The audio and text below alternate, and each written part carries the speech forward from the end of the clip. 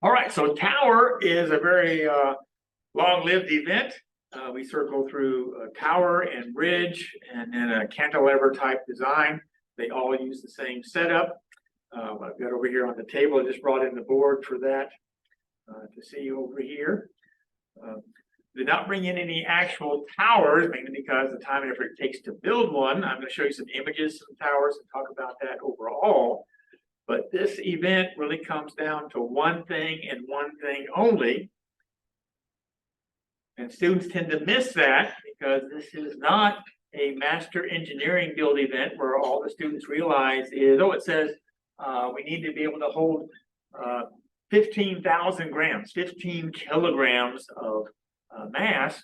And they come in with these massive structures to hold this entire 15,000 kilograms. They never win. This is not about holding the most mass. This is about structural efficiency. It says in the title of the event thing, the teams are expected to do structural efficiency. What does that mean? That means holding the most mass, the largest load for the least weight. So what I did here, and I've got it above the stand there, but let me erase my tower. I'll blow that up a little bit. It's just a sample of this.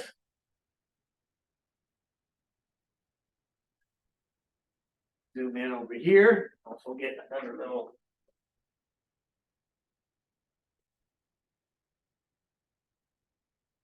as well here that we'll start with. For this particular event,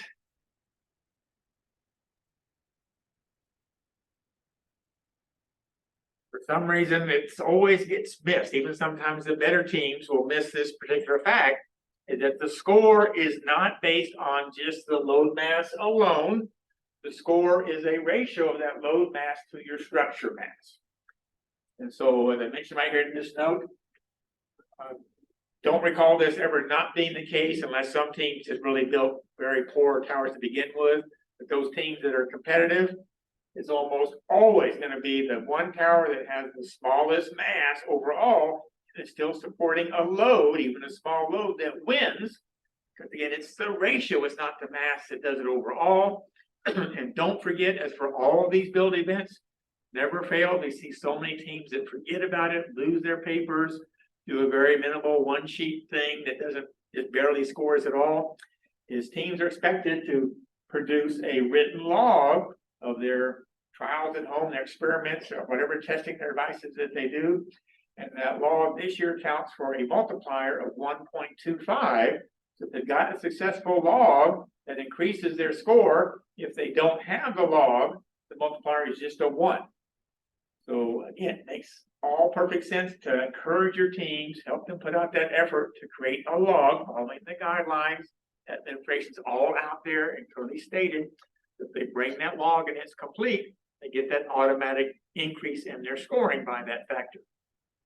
But here really is the whole key to this particular project is building extremely limited towers that can support even just a modest load. Let me show you some numeric examples here. I had it before for that. If you want to hold the entire 15 kilograms, 15,000 grams as we scored, but your tower weighs 100 grams, which is often a fairly massive tower, this is going to be your score of 150. If you can build a tower that has half as much mass, only 50 grams, but it only holds 2/3 as much of a load, it's going to win by a large amount here. You might even get even smaller, say, and have a tower that's only 15 grams. Now we're talking about very little amounts of balsa wood to make a tower of that mass, and it only holds 5,000 grams. That's 1/3 of the allowed maximum, but look again, it wins out by a huge margin. And even if you had a little bitty 5-gram tower, that's not realistic. You can't build a tower that small that meets the specs of the dimensions. I'll go back to that in a moment.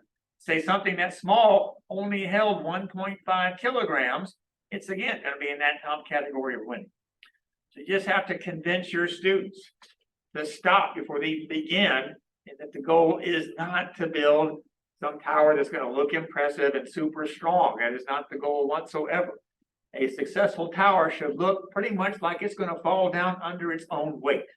You can build a tower that flimsy looking and they can hold a little bit of mass, they're going to score high and very likely maybe even win if they can keep it that small. I'll show you some images here in a moment, but let me point out what I mean by there are certain limitations over here. Back to, there we go. All right. So here is our testing board. Got it tilted up there for you. In the middle here is your 20 centimeter square. A little bit of a bonus, there is this outer circle here, which is 29 centimeters, just so it exceeds the diameters here, or diagonal diameters of our little square. So one of the problems is your tower, if it's going to be supported, it has to at least have 4 support points that can extend here on the board, and it's quite possible to do that. Bring in a sheet of paper here. By just having 4 support points, again, to minimize the mass, rather than thinking you have to have something big, like a corner object hitting here, you can actually support that tower just on 4 legs that hit here, here, here, and here. And what you have is a very simple design for the diamond point would go from here to here and here to here. So 4 leg points, matching it right there. If, however, you can design whatever your tower base is so that no part of the base falls inside this bigger giant 29 centimeter circle, you can earn a bonus of up to 5,000 kilograms. That's a sizable amount, but you're going to sacrifice that at the mass of your tower, because the wider the tower base goes, the more material it's going to require to build that up tall enough to support. But the tower not only needs to be wide, it also needs to be tall enough according to the dimension parameters. But again, you want to minimize that, and you can go online and look. This is what I always tell coaches to do. They ask about what's the best design and so forth. I say, go online, you can find those images. Which towers won at the national level in the last few years? You'll always find there's just 2 or 3 very simple minimal designs. They are always the ones that win. Why are they always the ones to win? Because this is simple engineering. The platform you're on is always the same. The heights may vary from year to year, but generally they're always the same. So it boils down to the fact that complicated designs aren't going to work. There are simple designs that use the least amount of balsa wood sticks, so they have the less mass, and yet they still have enough rigidity and strength to hold sizable loads. And so those are out there. I'm also not going to do today, because I'm not a balsa wood expert. I went to a workshop about 10 years ago at UT. That one was, I think, for bridges, or it might have also been for towers. The majority of his time he spent in trying to show the coaches how to buy the balsa wood. Because if everybody has similar designs, which the successful ones will all be similar to some extent, then what it boils down to is who has the better balsa wood. And he spent about 10-15 minutes just explaining how to go into the craft store and bring your little scale and bring your little calipers and find the best pieces of balsa wood that are in stock there. I don't think coaches are going to do that. Most of you don't have access to a nearby craft store with tons of balsa wood. You're probably going to buy it online or get it shipped to you in bulk. But if you want to tweak that up, then it's just the same way I said, anybody that works with wood, I do this myself. If I go out to Lowe's or Home Depot, I'm pulling through all those 2x4s to find the one that doesn't have any knots in it, that is the straightest piece of 2x4. Do the same thing for your balsa wood. Find straight, uniformly dense pieces that you can. But the other aspect is how to glue those together minimally, not use too much glue or too little glue. Anybody that's good at balsa wood kits would be an excellent resource for that. But that does help out, but that's a finer point. And I won't spend time with that today, but having good quality balsa wood and making good quality joints is also key to this process. But that's not a science side, that's more of an artistic side that shows up. But here are the dimensions again that you want to work with. And you can minimize the footprint or you can maximize the footprint to gain that bonus. But overall, the goal still is to not build these massive structures. So let's go back here and look at an example of some structures. We'll open that up here and share that screen for you. I don't think I've got it open, so give me a moment here. That.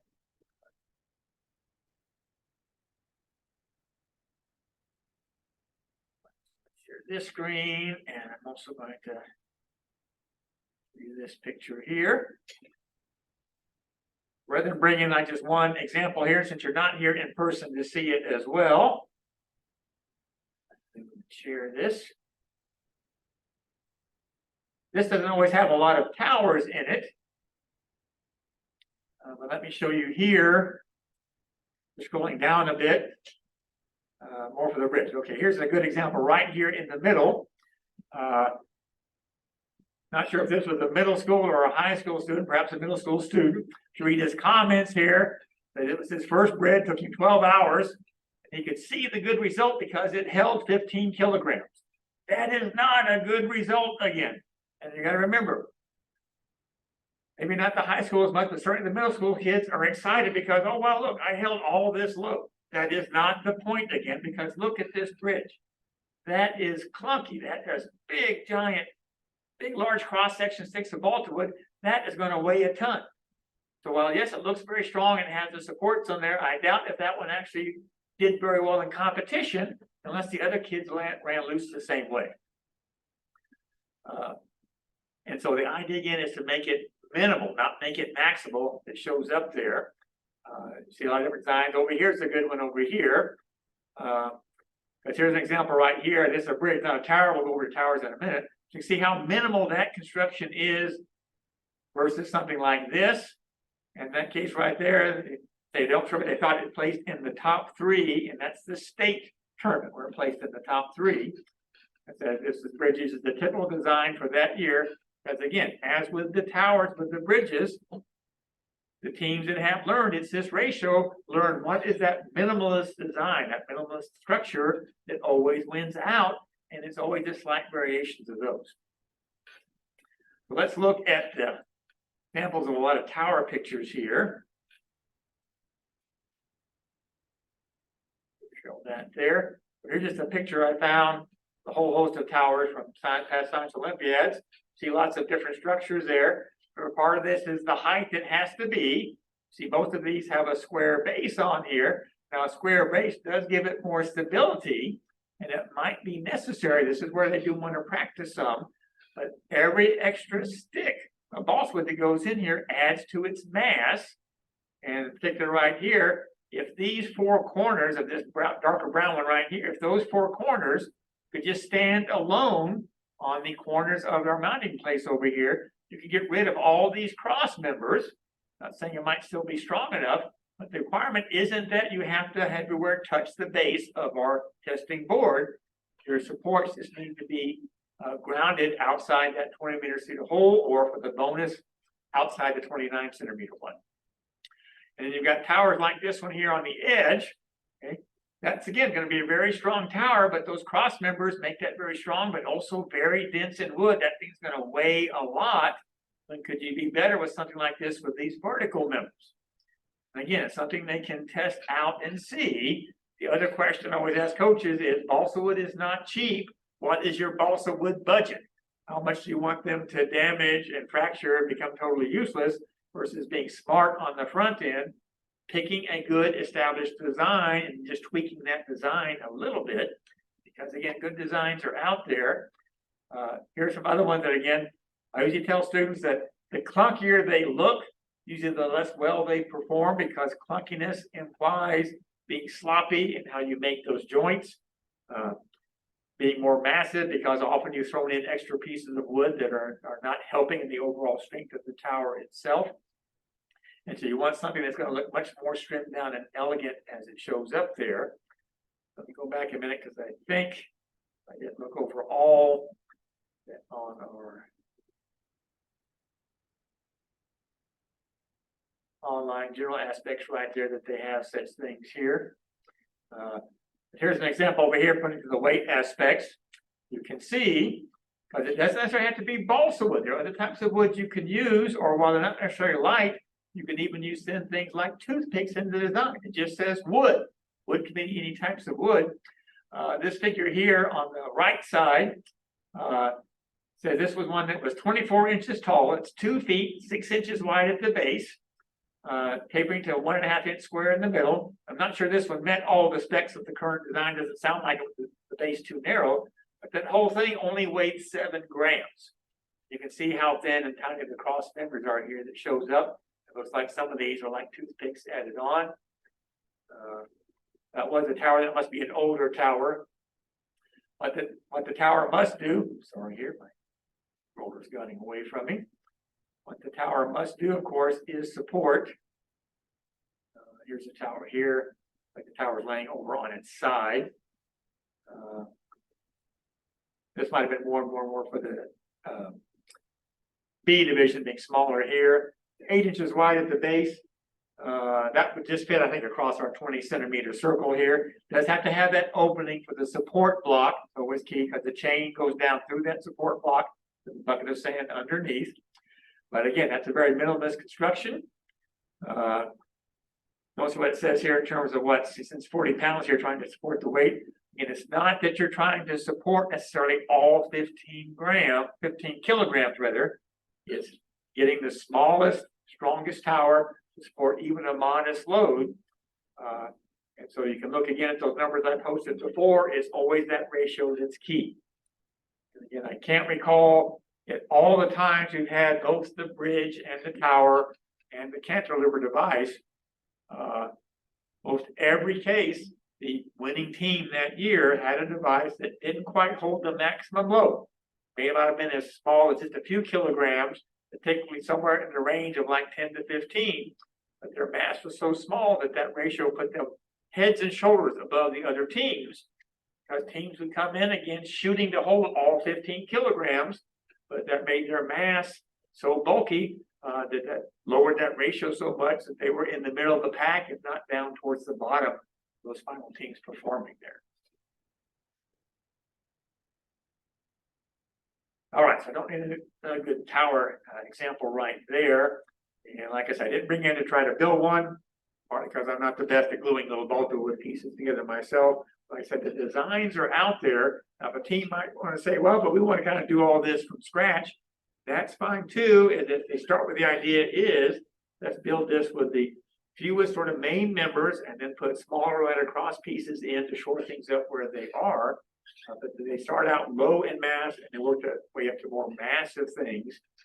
And my bigger question always again is, budgets are tight and small. This is something where if a tower fails, generally the balsa wood totally fails and you've got to start all over again with new balsa wood. So they also want to carefully document, but this is back to that log question over here again, is that as they're building these things, to document that with the log. So what their measurements are, their attempts are, and so forth that they've got. So if they've got a complete log, they'll easily then bring that to the event and score that 1.25 multiplier bonus that will show up. Because again, almost always, events like this, it's all about the building. Kids are so excited they get to build something and have fun playing with that many of them won't even bring a log.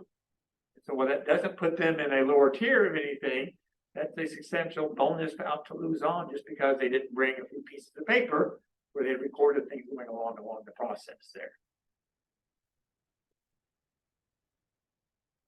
All right. Either of you maybe have a question, you can put it into chat or open up as well. Like I said, I was looking, I just ran out of time because I was running 3 things today, trying to find, but I know there are out there numerous websites. One advantage now of having the internet so full of stuff. If you want to find some place that has helpful aids and YouTube videos and so forth about how best to make a balsa wood joint that shows up, or really any wood structure that's there. Even if you wanted to actually go, you might be in the Knoxville or Nashville or Memphis area, where you would have access to a big craft store that may have a whole stockpile of balsa wood. They can show you how to go in, pick out the best, straightest pieces that would show up. Because after all, it's still wood, and wood has such a great variety in terms of its density and strength. I'm certainly not the expert on balsa wood, but I think anybody would go in and not just grab a handful. You try to find those nice straight pieces that look uniform in color and density that will perform the best. Although you might even do that and set those pieces aside for the final build and tell your students, here are some maybe less high quality pieces. Practice with these, get a design that you like, and then we'll build the final thing with the best wood pieces that we have before you bring that to a tournament. And then hopefully they'll do a bit better that way as well.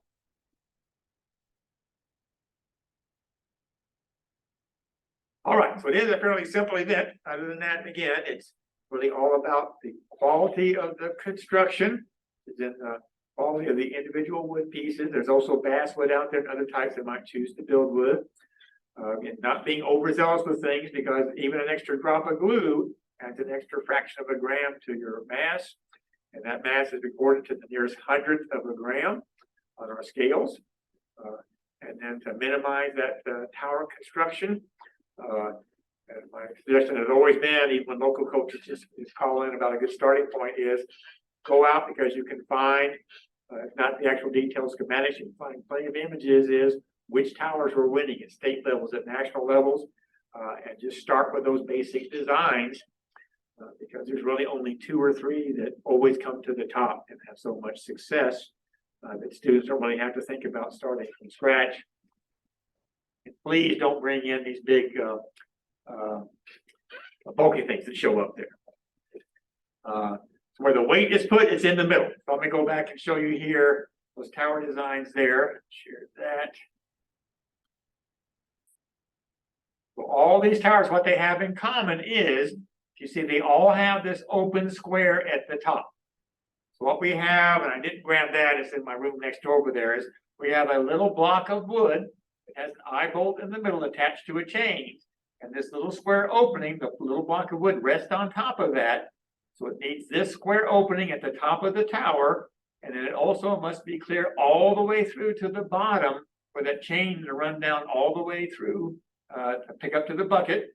And so the loading point is up here on the very top of the tower. That's why they have them so tall, because it's that tallness that adds to the load-bearing weight that the whole tower structure must support. And so that's the one common thing that all the towers will have. Again, some of these towers maybe from past years and those dimensions has changed. But in all the years I've been doing this, it pretty much stays with the square opening here like this. And then what we have is we have a block of wood, cross section here, right in the center of that. We have this eye bolt that is bolted down here. We attach a chain here, and that chain link goes all the way down straight through. And this sits right on top. That opening like that. The chain coming down through. And so the rules give you that description where that's your load point, your mounting point there. So that's the only thing that's common, that load point. And then back over here to our tower picture base as well. So all towers have to have that load point. All towers have to span this opening. But again, they don't have to sit around the opening here to minimize the volume of your tower. I always suggest, don't necessarily make a big square base that has to go all the way around. You can shorten the dimensions, because the diagonal, so this diagonal here, if I take that diagonal there and rotate it 45 degrees, I can put one leg here, and from this leg to this leg, my tower is inside the opening. That's perfectly legal and fine, and I've got a much smaller base and much less mass, right? So you don't have to make a tower that spans this whole square. You can make it so when it sets down, set it diagonally, as long as it's anchored on points over here that show up like this. You'll see that because many of the online videos, I didn't try to load one up today, many of those online videos will actually show you the testing taking place. You can see how they've set up their towers on there to maximize that or minimize that footprint that still has the strength and support that shows up there. We're probably going to redesign ours here at our regional, because they do want to be careful of loading the sand. Usually that's not a big problem. There is a 5-gallon bucket that hangs off the end of this chain here, and then got to put sand in there by some mechanism. We've had them gently scooping and pouring it into there. I think I'm going to make a little external tube-fed device to make that a little bit smoother for us for next year. But that's generally not the issue. They can do that very carefully. And of course, there are safety goggles, because the balsa wood could splinter and fracture if it does collapse. But the goal again is not to go all the way to that maximum. At the national level, you'll find teams that might get to there, but at the national level, all the teams are playing these games and maximizing again that ratio. You're figuring out what is the smallest mast you can get by, and I'll often start with there. What are the fewest pieces of balsa wood that you can put together to make a tower that's that tall, has a base that wide, which is also why you see back again, looking at all these tower images, this is another common feature of all these tower images. What do they all have? Oh, this one's not so well done. But you want something like this, a tall, skinny tower, but just with the very last bottom is where the base widens up. So again, you've got less bulk and mass in that. This one, I think, probably was successful. There's a lot of cross members in there to add to the weight. This one here looks very stout, but again, I doubt that was so successful because that is so over-constructed. That tower there looks almost like the beginnings of the Eiffel Tower in Paris. It's going to be so massive that it'll probably perform poorly because of that load to mass ratio is just going to be too small if it shows up there. So again, the more fragile it can look, the better off you are. This tower that was shown here, so it wasn't as tall as it should be. I think this is one of the earlier versions. Share that one back again over here. This tower right in here, and this should be, again, for Science Olympiad. This is from their page. It doesn't look like it's quite tall enough. But again, that base opens up. And again, this could have been to where instead of having the square base match the square of the opening, you could turn that again 45 degrees so it goes across the diagonal. So it minimizes the size of that base. And you can see, well, there are cross members here. This is not densely built. But what also helps is that taller, skinnier tower directs more of that load straight down on the bottom base itself. But successful towers are always going to be those towers, again, that look more similar in a sense. So this first tower right over here, I'll have a minimized base here. That base looks a little bit too narrow on here. So a broad base that's fairly strong, then a tall tower that's focusing on just being wide enough to support our little load-bearing wood block up there that mounts on the very top of the tower. It sets up.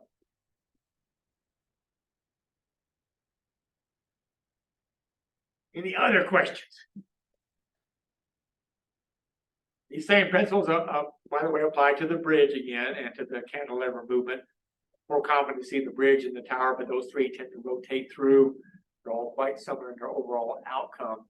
And they're all based on that same principle. Always comes back to build a structure with extremely light mass that's strong enough to hold even just a modest load and make that ratio as large as it can be.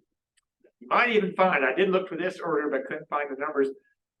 Since the 15 kilograms is standardized everywhere, you might look to see if you can find what are those winning ratios. Because again, that could help out the students if they figure out the ratios. And then you can say, okay, if I need to get a ratio, say, of 200, and I can build a bridge that has a mass of only, say, 5 grams, then how much load does that need to hold so that my ratio will be 200? And then you can go by, oh, that puts me kind of at the level where these stronger teams were performing in the ratios that they achieved. But multiple doesn't weigh much. We're talking just about a few grams for all these things that show up. Definitely don't bring in something. And the very first year I did this, team actually brought in a tower that looked like it was a Jenga cube. It was that dense. They had a 1/4-inch balsa wood sticks, just actually stacked like wooden log, like a log house would be. It was so dense that I didn't try to, but I'm certain I could have stood on top of it and it would have held my weight just fine. So it didn't actually win anything, of course. But yeah, it's not overkill. Don't make massive structures supporting these huge weights. It's all about the ratio and being efficient in the design that shows up there.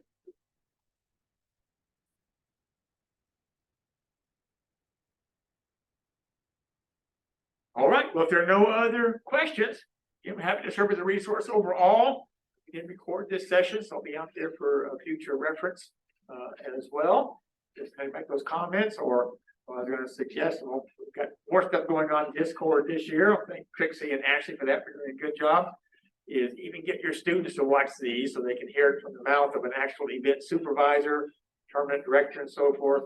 Trying to tell them that these are ways that you can improve and be more successful in all the events just the tower itself. That you always want our teams to have all that great success.